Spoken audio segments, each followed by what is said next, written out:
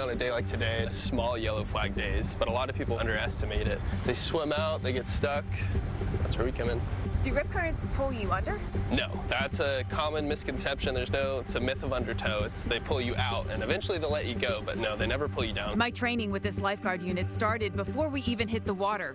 Rips are difficult to spot at sea level, so when you first arrive at the beach, get to a high point, like the stairs at the top of a sand dune.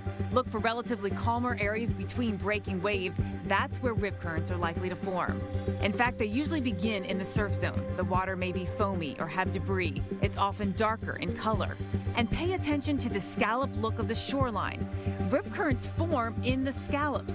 The safest place to swim is actually at the points of those. If you do get caught in one, don't panic and don't be afraid to scream for help. Let the rip take you out. Eventually it's going to open up into deeper water and the rip will stop.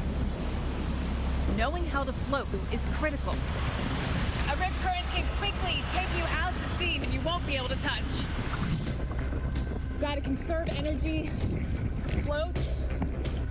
Don't be afraid.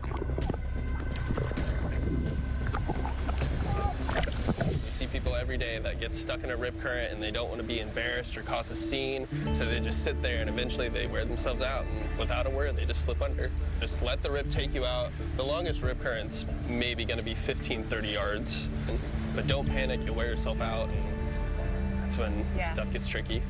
You can get safely out of a rip current. Know how to swim before you even get into the water. If you get caught, float, conserve your energy, and then swim parallel to the shore to let the waves guide you in. You can break the grip of the rip.